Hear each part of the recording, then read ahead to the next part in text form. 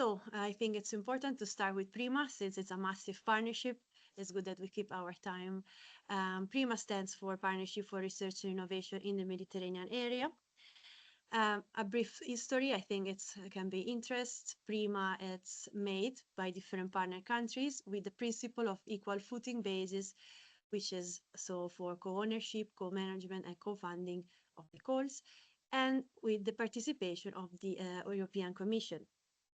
The main goal of PRIMA is to enhance research innovation for sustainable agri-food systems and integrated water management, specifically for the Mediterranean region, and of course to address pressing challenges like climate resilience, efficiency, and societal well-being as well.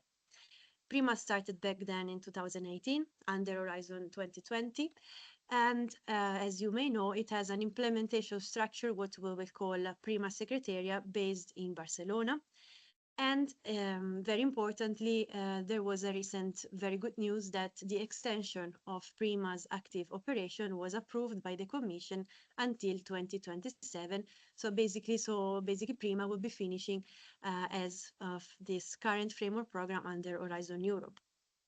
For this reason, there have been some changes in the rules, and I'll come to that in details later.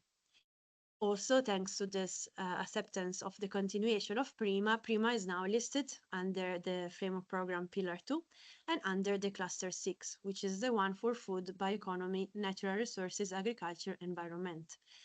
And in fact, you can find here, it's a bit of a small image, but I hope you can see, you can find PRIMA, in fact, listed under Cluster 6. The asterisks are indicating also the partnership, the other partnership that Scienza Malta is currently participating in.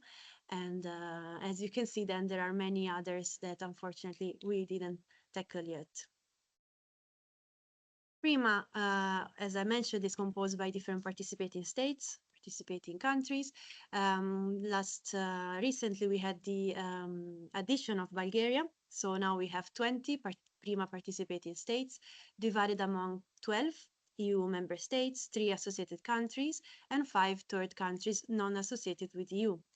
It's a partnership worth 700 million, so it's a massive partnership, and this budget is divided amongst EU funds, more or less 325 million, and the participating stated funds, worth 374 million.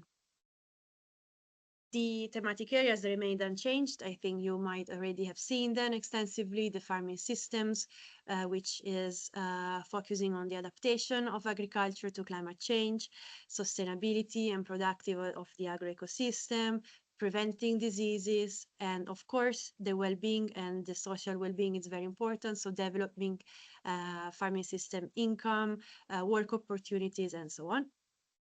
Second, we have the water management of water. And again, it tackles various instances in the specific areas like water resources availability, the sustainability gain, and the integrated water management. Any technologies related to irrigations, for instance, and also use of alternative water resources. And finally, we have the third thematic area, which is the agro-food value chain. And it tackles the valorization of traditional Mediterranean food.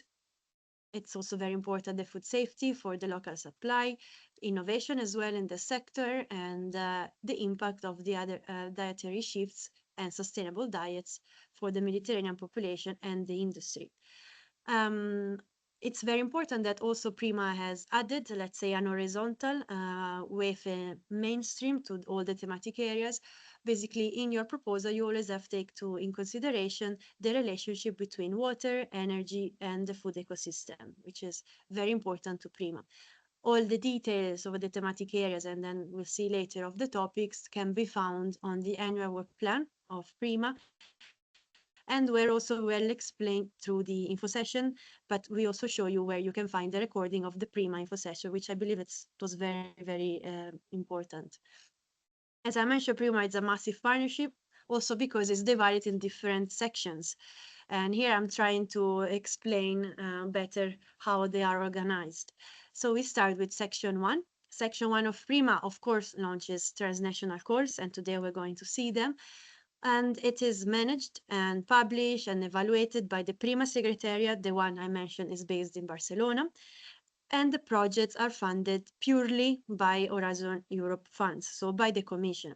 The projects are also monitored by the PRIMA Secretariat, and the rules for participation are the one of Horizon Europe. If we move to Section 2, which is still launching transnational call for proposal, in this case, the call are still published and evaluated by the PRIMA Secretariat. However, and this is very important, the projects are funded by the participating states. And this is why today we are here, right? Because if you are awarded a project under Section 2, you will be receiving the funds from Scienza Malta as the national funding organization for Malta. The projects are then monitored by the PRIMA Secretariat and also by us, again, because we are giving the funds. And the rules for participation are the ones of the participating states. And that's why we also present you later on the Scienza Malta national rules for participation. Finally, we have in PRIMA Section 3, which is participating states activities. These are all managed, published, funded by the participating states, and my colleague Kaylan then will go through our opportunities under this section. So to move on with the first two sections, 1 and 2, before starting with the details, here we just presented a bit of a recap for the technology readiness level scale, because it's very relevant for the different sections and calls. As you may know, from TRL 1 to TRL 2, this is the disruptive research, fundamental research that goes beyond the state of the art. From TRL 3 to 4, we are more on the applied research, so you are already experimenting a proof of concept and you are going to validate it in a lab. From TRL 5 to 7, you are basically already have your pilot and you are demonstrating it that is working, so you are validating your technology in a relevant environment. And finally, with TRL 8 to 9, you are very close to market. You are almost close to the manufacturing of it. So the system is complete, it has been qualified, and it's proven to be operational in the right environment. This is relevant because if we start with PRIMA Section 1 calls, which are called innovation actions, the TRL that you have to respect for this Section 1 has to be between 6 to 8. So it's an advanced TRL level. And for PRIMA Section 1 also we mentioned the several calls for proposal. Basically this means that you're gonna have 3 different ranking lists. So depending on which topic you'll be choosing, you'll be competing with other projects within the same topic. So topic 1, which is the water management, you have here the title for the specific topic. Then we have the second for the farming system and the third for agro-food value chain. I'm not going to read them in the details because these you can find in the annual work plan, and I wanted to focus more than on the rules. However, the budget for each of the topic it's around 10.9 million. So that means that the PRIMA Secretariat is willing to award 5 projects each for around 2.7 million each project value. The full proposal deadline, it's on the 14th of July at 5 p.m.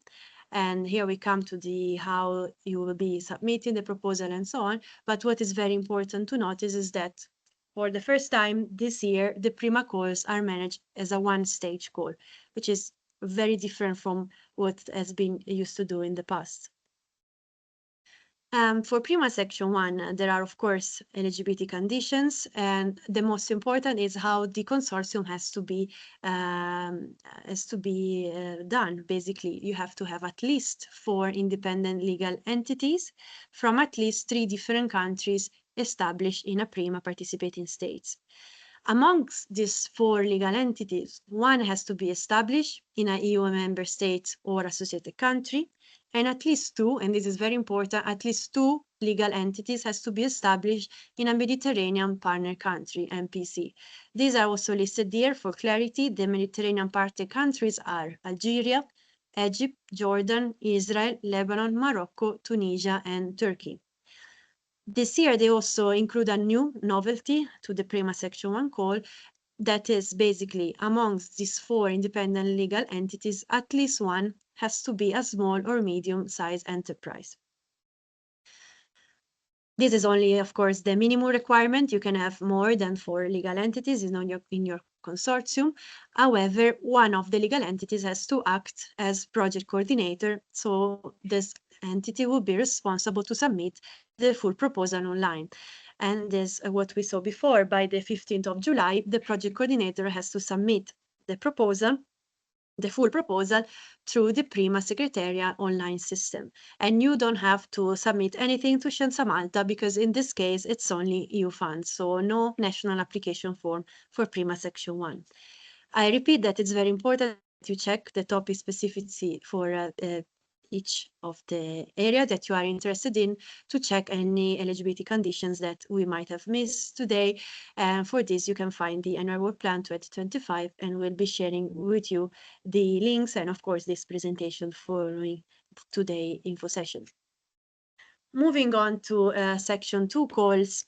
In this case, we speak about a single multi-topic call because in this case, you're gonna have only one ranking list, so all the projects under the different thematic areas are basically competing with each other. So it's different than section 1 where we had 3 different ranking lists specific for each topic. For this call, the budget it's around 36 million. And again, to repeat, this budget comes from the National Funding Agency. So each agency has pulling up a budget for a total of 36 million, which will be utilized to support the excellent and awarded project. Again, the topics are a bit different, and the most important difference is also that in this case, we're speaking about research and innovation action. So this project that you'll be submitting under section 2 has to be on a lower TRL level, so between 3 to 5.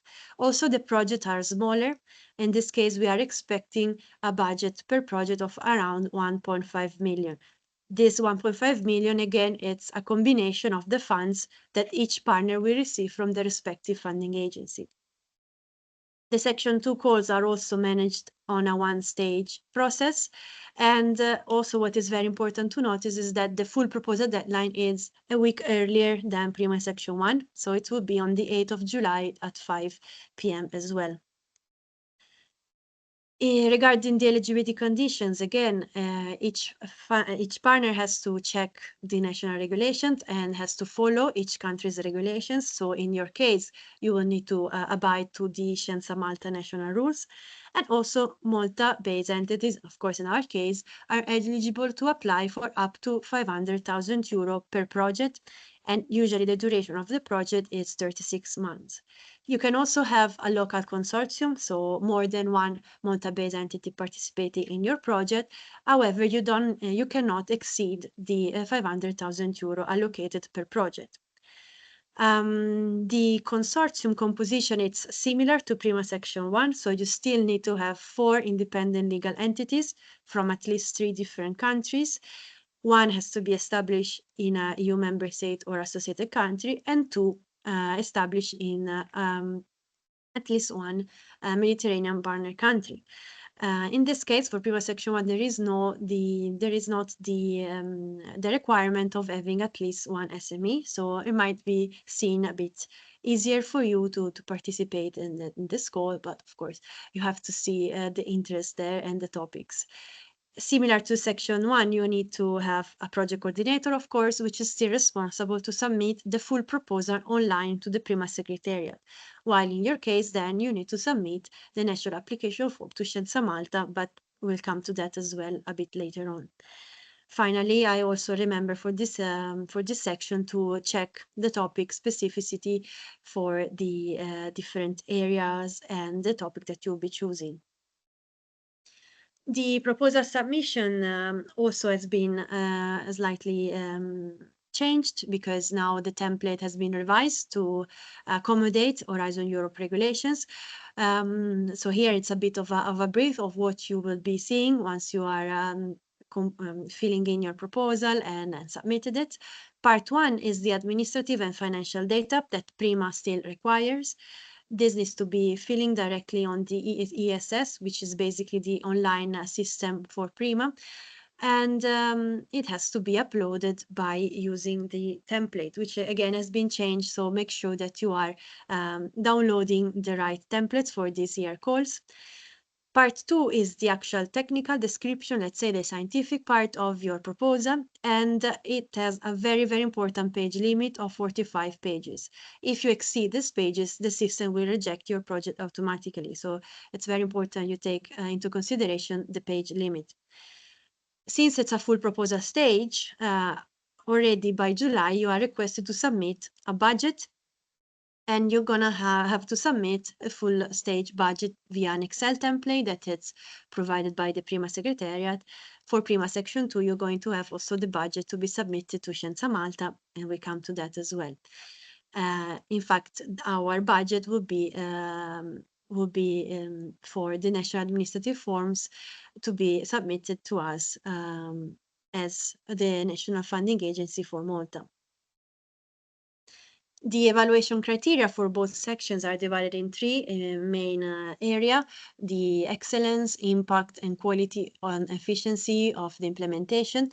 Basically, in the excellence, you have to showcase why your idea goes beyond the state of the art, why it is innovative. The impact, it's very, very important, has been highlighted by the PRIMA Secretariat as well during the info session. And you must ensure that you are not disregard this part. It's very important as well. Basically, you have to showcase how your results and these tangible results are making an impact to the society, well-beings, and climate resilience, and so on. And the final point is the quality and efficiency of the implementation, by which you will be describing how your work, how your project is divided in work packages and deliverables, milestones, and so on. Each criteria has a maximum of 5 points for a total of 15 points for each project. And there are, of course, some minimum thresholds. So you have to reach at least 3 out of 5 points per each evaluation criteria for a minimum of 5 up to 15 in total for your proposal. We suggest, of course, to try and maintain a balanced distribution of the work, of the activities, and the funding across the different partners in your proposal. What will happen after you submit your projects, your proposal under both Section 1 and Section 2? Basically, first of all, for Section 2 will be there will be administrative checks done by the PRIMA Secretariat and also done by Scienza Malta and the other funding agency, whereby we'll be checking that you have submitted all the documentation requested and everything is in order. If these checks are passed, your proposal will be then evaluated by 3 independent experts, and this evaluation is managed again by the PRIMA Secretariat. The expert will then meet on a panel evaluation, give the final grades, and then the PRIMA Secretariat will create the final ranking list for all the sections and the topics correspectively. Then the Section 1 project will be funded by the European funds, while the Section 2 project will be funded by the respective agency. The results for this year call are expected to be done by December, so we are foreseeing the project starts in Q2 next year. The project then will be monitored by both the PRIMA Secretariat and by us if we have, of course, successful Malta-based participants. Also, regarding the post-award, in case your project is awarded, between you and your partners, you have to decide for a common start date of the project. If you are applying under Section 2 and you are successful, you'll be signing a grant agreement with Scienza Malta. This, of course, is valid only for Malta-based entities. And for both sections, it's very important that you will need to sign amongst all the project partners a consortium agreement. And finally, through the time of the project, you will need to submit progress reports and deliverables as indicated by your proposal. Basically, you're going to have two main, let's say, financial and technical reports through the progression of your projects, one at the interim and one at the final date of your project. The PRIMA Secretariat, as we mentioned, also, of course, conducts project monitoring both for Section 1 and also Section 2. There are some more key updates that have been novelties under this year's course. As again, I mentioned that PRIMA is under Horizon Europe rules now, and these are relevant for both Section 1 and Section 2. Basically, for your project, you have to check that you will have a good and defined management of and open science. Basically, you will require to have a data management plan.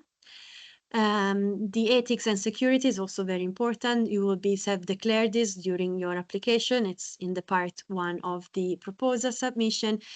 This is to make sure that everything is in order in terms of research security, dual use, and use of AI as well. Also very important, you have to have a gender equality plan, and this is mandatory for public bodies, higher education institutions.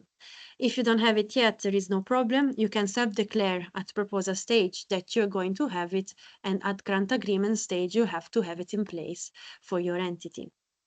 Still, it's very important to also include the gender equality and gender balance in your proposal. This is very well evaluated by the Commission and by the experts. Finally, you will also have a participant identification code number, the PIC number that is required mostly for PRIMA Section 1, but I also see that it was required for Section 2. Just a few final general remarks that were pointed out during the PRIMA info session, and I think again they are quite relevant. They point out that the 3 proposal sections that we showed before are of equal importance, so you have to give them equal attention. The page limit, again, it's very important, 45 pages, and the usage of the new templates. So if you are used to PRIMA in the past, let's say that this year is a bit of a new branded PRIMA. Also, in the annual work plan, they indicated the KPIs, the key performance indicators.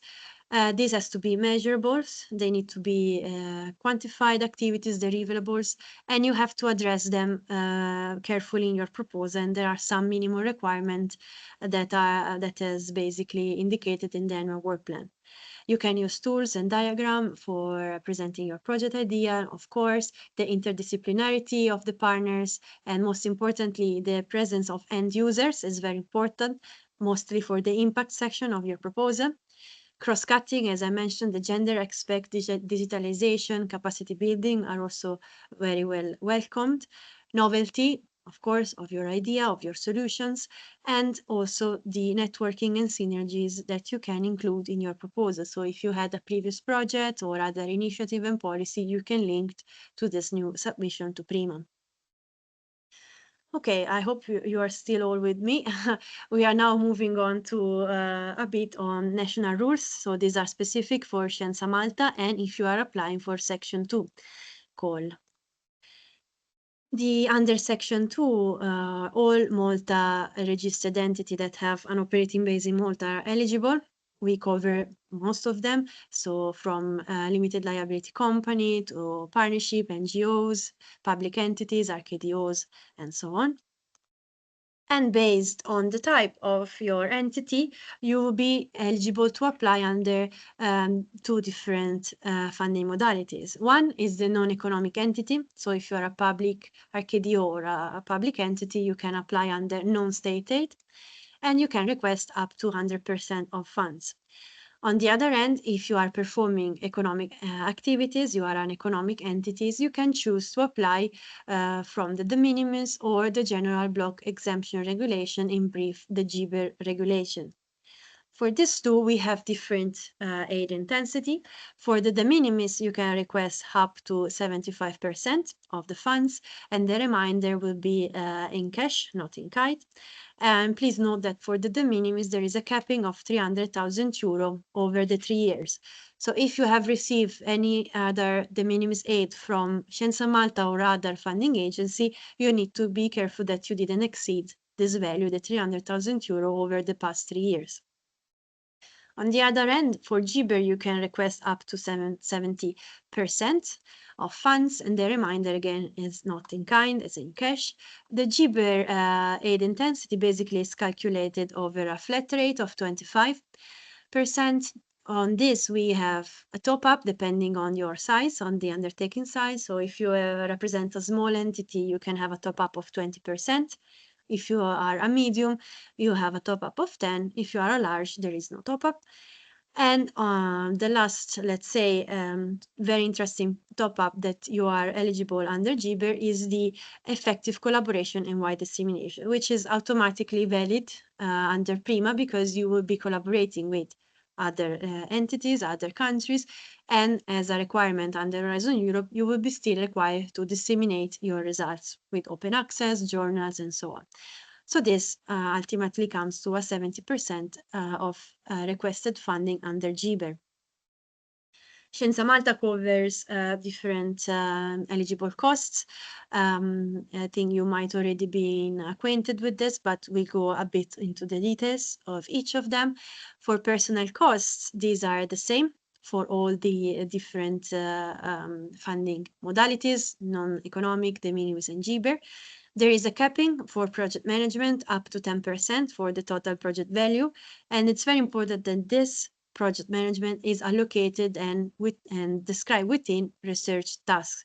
Of course, Scienza Malta remits again is to fund beneficiaries that are undertaking research and innovation tasks. You can also employ students with the difference between master and PhDs, and the maximum hours per annum that you and your employees can work is 1,720.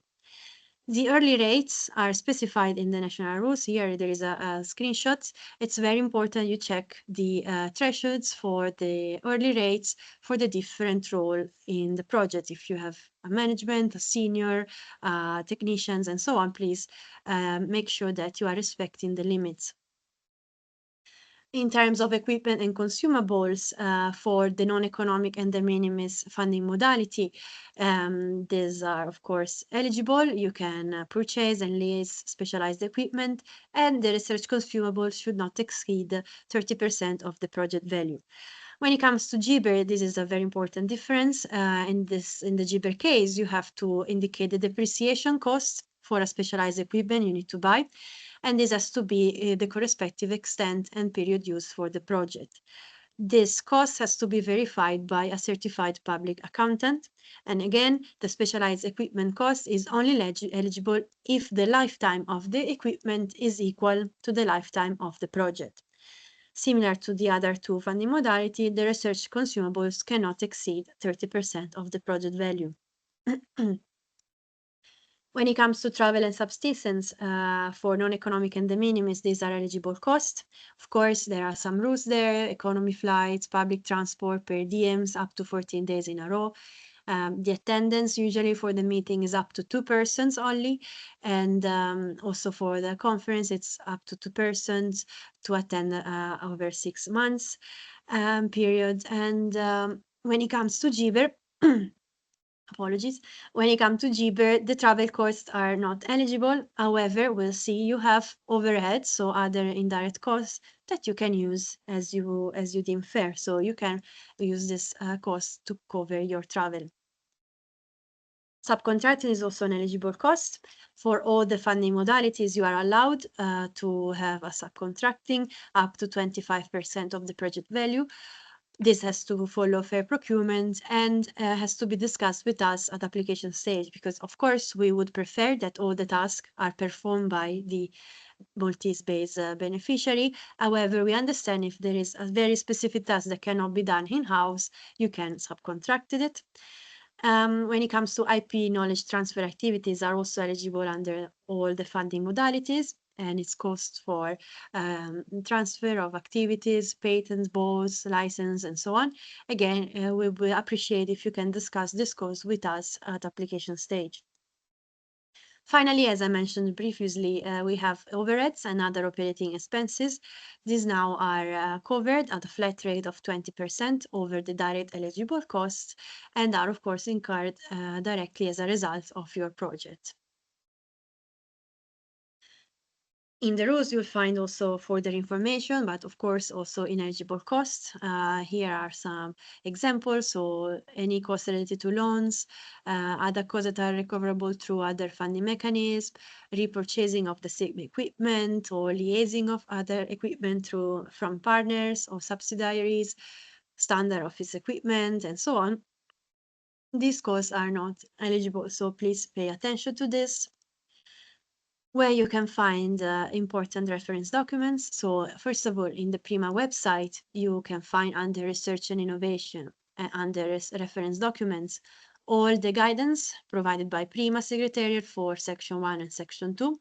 Here you can also find the templates for the proposals, more specification on the specific topics, and also there is a nice guideline for the KPIs that I mentioned before, and also guidelines to the online system, how it function. The national rules, but I'll show you also in another slide, can be found on the Scienza Malta page. The submission process, this is specifically for Section 2. Basically, this is a bit to summarize. Once you find and connect with the partners and you jointly draft the full proposal, the coordinator is responsible to submit the full proposal to the PRIMA online system by the deadline of PRIMA, which is again 8th of July at 5 p.m. The Malta-based partners in the project has to submit the national application form by the Scienza Malta deadline, which is in the same day, but at midnight. And this has to be submitted simply by an email to our PRIMA inbox. This is a bit of a recap of the documents that are required. Of course, we can then organize one-to-one meeting when it comes to further questions on the specificity of the documents. However, if you're applying under de minimis, you're going to have one for the annex, which is the de minimis form, by which you will declare any de minimis aid that you had received in the past 3 years. If you are applying under GBE, you have two annexes. One is the enterprise size declaration form and undertaking in difficulty, and the other is the declaration of augmented aid intensity. Don't be scared about this second annex. It's just basically you justifying that you'll be participating in a PRIMA project, so an international project, and you'll be disseminating the results. That's the only request, so that we know that you are eligible for the top-ups under GBE. If you are a private entity, you have to submit the audit financial statements of the last 3 years and also your memorandum of association and articles. Public entities has their respective annex. Public RKTO, they have also their respective annex. It's very, very straightforward. And the important thing is that all these documents are signed by the legal representative of your entity. And then, since it's a one-stage call, we are also requiring the budget breakdown form, which is a very simple Excel that has been streamlined amongst our unit and the other technical units at Scienza Malta. So if you get used to this, you can apply for also other funds at Scienza Malta. We understand that if you are representing a startup and you don't have the above document, we will be requiring you only the financial projection for the next 3 years. Here where you can find the documents specifically for the national application under Section 2.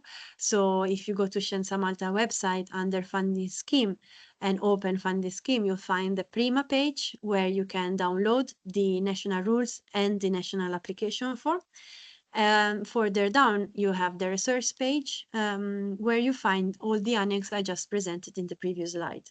And there you also find logos of Scienza Malta and so on, but mostly important, the annex for this application. We know that when it comes to find partners, it's a bit of a struggle, especially if you start from scratch and you don't have an established network. The PRIMA Secretariat provided the slide, so they suggested their own, of course, partner search tool, which you can find on the PRIMA website, but it also suggests for their online system, like the funding and tender portal, the Cordis, the EuroLearn, and the Enterprise Europe Network. So there are quite some tools that you can make use to find or to express your interest to the PRIMA calls. As Scienza Malta, we also offer the Plumtree platform. If you are not registered yet, please do so. In the Plumtree platform, you can find the matchmaking tool with a specific page already open for PRIM. So if you go there, you can find already some expression of interest from foreign stakeholders that want to collaborate with Malta, or vice versa. We can also publish your expression of interest. As explained in this slide. You can find quite some requests that we received already this year or even in the past year's call. Further materials, so if you are looking for some project examples of awarded in the past, you can check PRIMA in numbers. Here is the link. Or I would also suggest, if you are looking for a specific topic, so further information on the topics, to check out the recording of the PRIMA Info Day that was organized a few weeks ago. And you can also download from there all the information provided by the PRIMA Secretariat. Again, we'll be sharing with you the presentation following this info session so that you can easily access all these links.